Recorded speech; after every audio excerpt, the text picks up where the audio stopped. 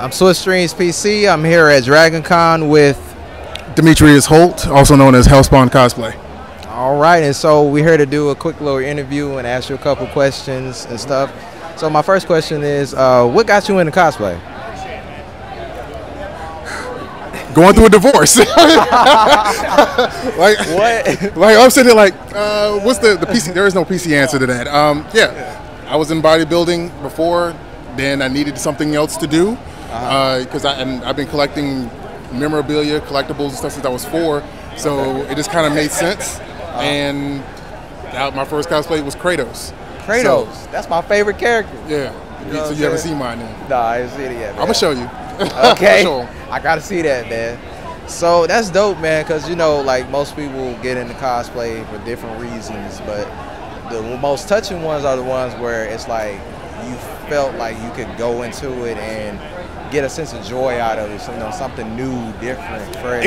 It was cathartic for me. You know what I mean? Like since he's a fan of Kratos, you understand that the ashes on his skin was fastened by, you know, the whole situation, right? Yeah. Well, for me, when I got home that night and washed all that paint off me, that was me shedding my past life.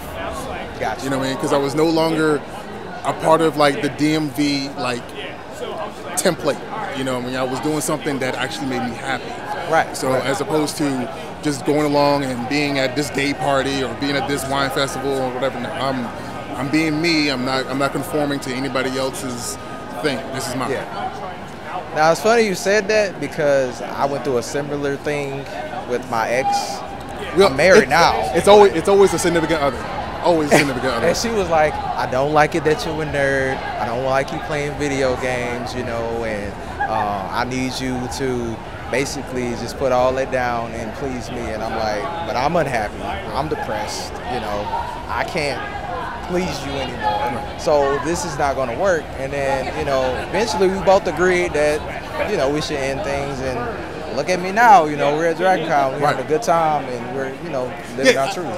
Because actually I had an ex that I was into since the 6th and 7th and 8th grade. And then we finally got together when we were both 23. Yeah. And she was just telling me, she was just like, I just don't like the fact that you have action figures or that you play the video game stuff. I'm like, so I guess you're for the streets because you're not for me. Exactly. Because I mean, I was into her, but I was into who I was more. And that's never going to be a situation where I'm going to trade a person for who I am as a person, you know? Yeah, because I mean, happiness is important. Because like, without happiness, what do we have in life? Like, we can rely on other people for happiness, but that's always temporary. Temporary. And I learned that through like therapy and like, you know, getting to know myself again. And I was like, this is what kept me stable and minded and happy and making money and doing what I'm supposed to do, not the stuff that she or whoever else was trying to do, because it was more than just that. It was like my whole life was taken over. And you know, if you ever need somebody to talk to, I'm pretty sure. You talk to plenty of people to get into this, because I know I did. Yeah, I mean, well, when I first got started in cosplay, I didn't have like a network. I didn't know cosplay was a community. I didn't know. Oh, for real? I had no clue. Oh wow. None. And it was when I did that first cosplay, then someone approached me. He's like, well, why don't you do like a Mortal Kombat character? I'm like, well, and that's where Sub-Zero came from, and that's when I started doing. My other favorite character. Yeah. You see what I'm saying, man? So you got someone interviewing me who don't know nothing about what I do. That's awesome. That's why I told y'all need to talk before this is over. That's great. I follow your page, but you haven't seen the old stuff. I haven't seen none of your old stuff. See, it's not even old. Social media is wrong, man. You got to scroll all the way down to probably get to That's why you got playlists. That's true. At least on TikTok, you got playlists. I just got on TikTok. Oh yeah. That is the tool. That's the tool between pin videos and because you want people to see exactly what you're about, like within the first say 6 posts. Yeah. And then those playlists essential to just being able to point someone to like, yeah, watch this, got you. I definitely need to set that up because I just started like looking at my stuff and I'm like, it got unlocked for everybody. Yeah. You had to get like 50,000 followers at first, but then that was a while ago. That was almost a year ago now. You know, they unlocked it. Okay, so I'm definitely gonna check all of that out after we get done here. But have you heard of the Fanbase app? Yeah, we've I've been in contact with them with Tafari and Kira and and they brought me on. I've been on one of their shows, or one of their talks, and yeah, Fanbase is cool. I just haven't really put as much energy into that because the app didn't integrate all of my stuff like it was supposed to. Yeah, that's the thing that kind of like that integration issue deters people from putting too much energy into it. Yeah, I can understand that. And they're supposed to be working on some more features and actually cleaning up some of those things that they've already put out there. And they just released Fanbase on web, so now you can post like a YouTuber on there. People can search your content. Nice. And then when you post your Reels and TikToks type stuff, which would be flicks, people can search through there and find you on there as well. Okay. And you can share that on other social medias, and it will play seamlessly just like it does when you post other things. So they've updated all of that. So now it's like when I post stuff, like when this Dragoncon interview goes out, it's going to be like, hey, it's on Facebook. But when you click on it, you're listening to it on Fanbase. So how do you get paid on Fanbase? So you get paid on Fanbase with these things called love currency and subscribers.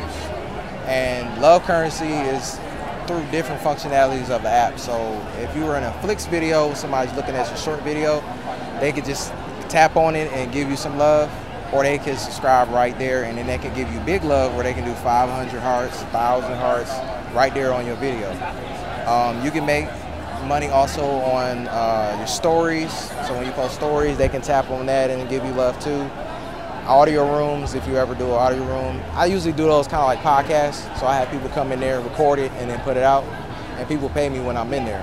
And then subscribers, when they subscribe to you, you'll see it in the corner as like a star, and then every time they like something, comment, you'll see that that's your subscriber doing that.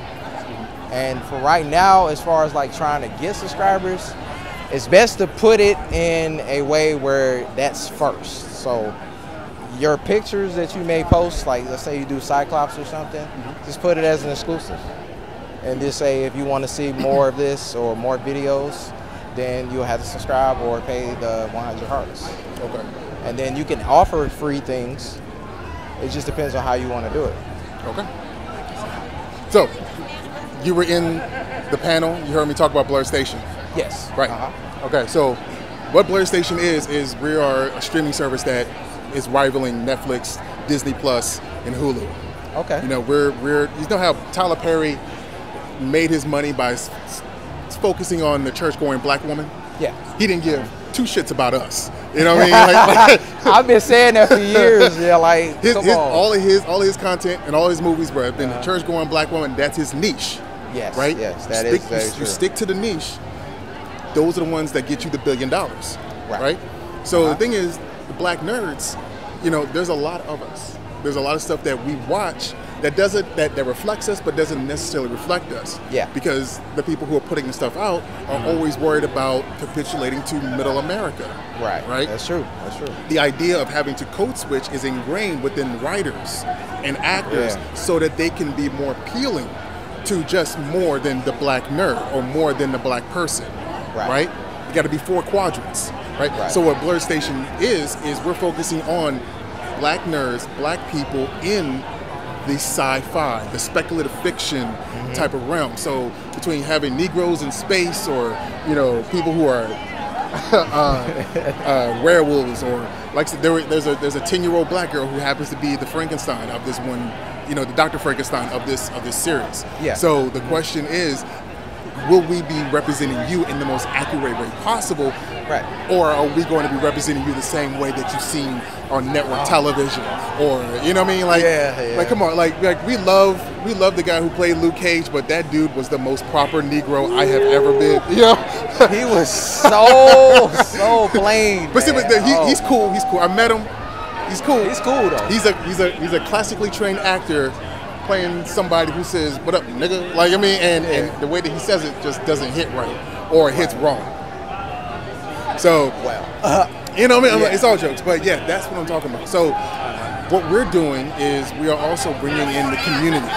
We want content creators to get more notoriety. We want you all to be reflected on a bigger stage that doesn't chain you the way that TikTok does with community guidelines, or the way that Instagram or Facebook always changes their community guidelines, or the fact that you as a black person don't get the same type of notoriety or algorithm traffic because you're not white.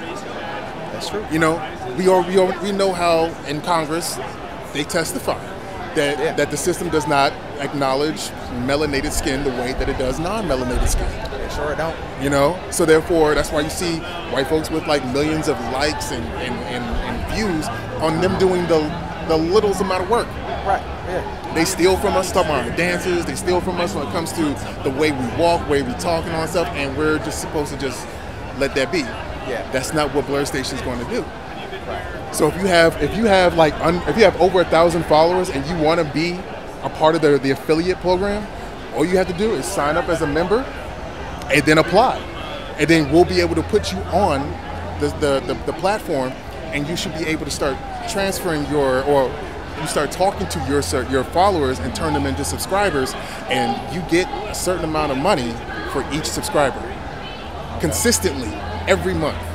For as long as they're subscribed to you, to the service, you get paid. Oh, that's new.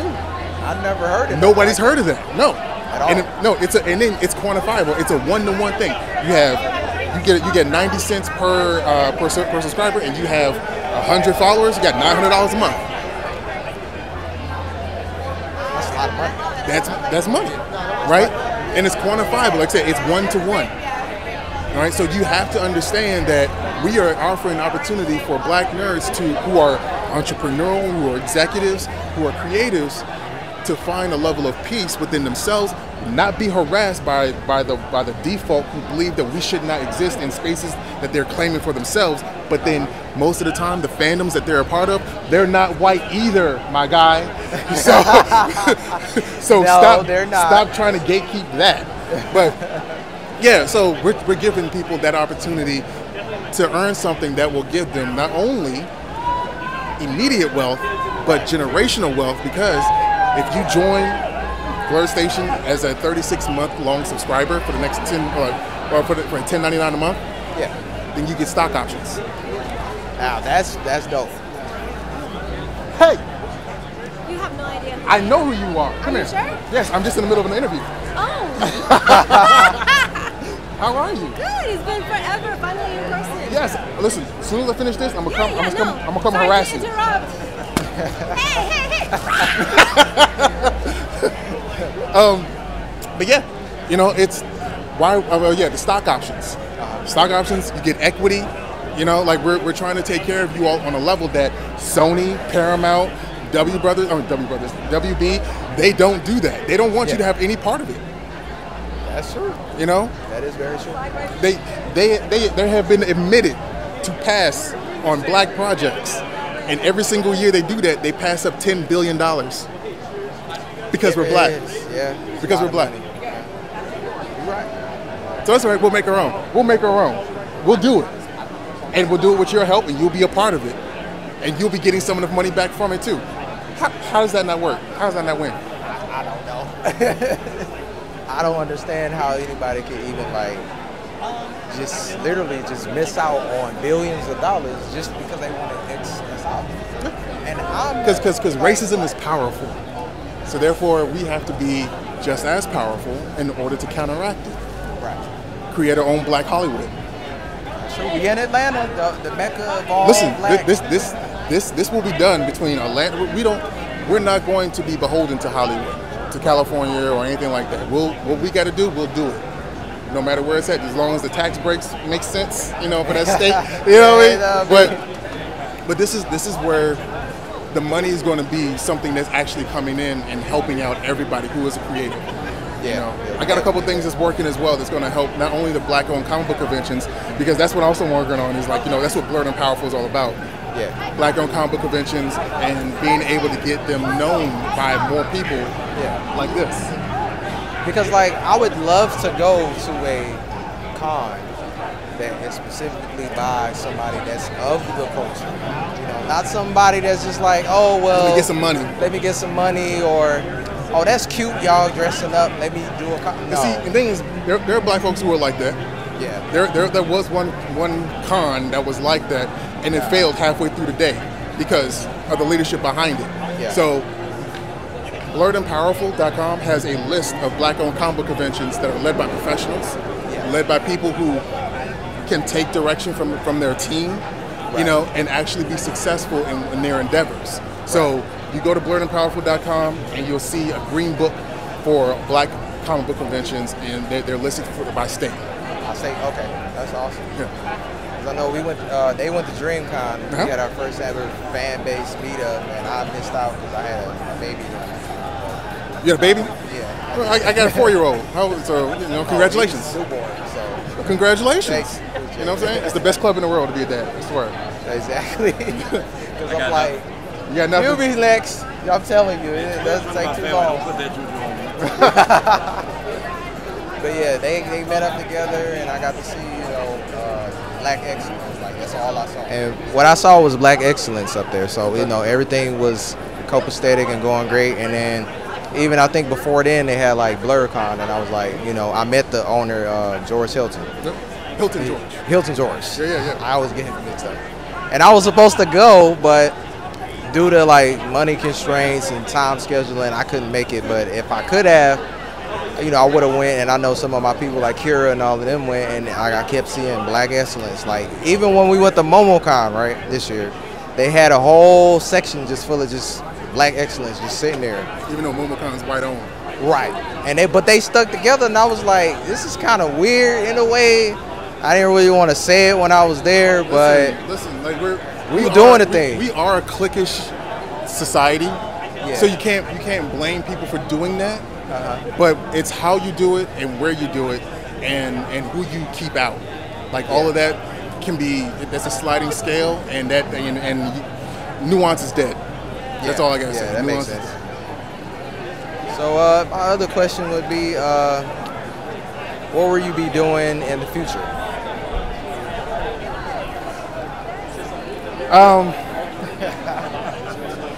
So right now, my role for Blerd Station is basically being an emissary. Okay. I'm talking about it. I am letting people view as much of it as possible. I'm asking people to hit me up directly so they can see what we're talking about. And you know, I've basically been on talent acquisition. You know, there's a lot of people that are going to be diminishing their presence on TikTok to focus on Blerd Station.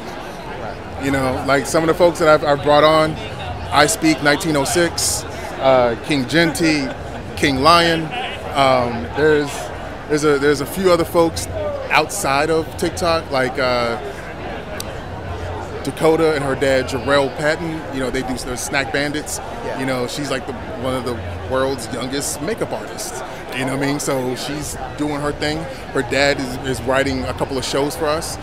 She's doing the makeup for it. It's kind of phenomenal. Like it would be different if it's like, oh, like, you know, she's doing little stick figures on people's faces. No, this little girl is doing full on like makeup effects. It's crazy. It's when I say crazy, I'm talking about crazy. But yeah, I don't want to hold you. I just want to make sure that I pull this up so that you can see how good this little girl is. Oh, look at that. She did that makeup. That looks legit. It's all get out.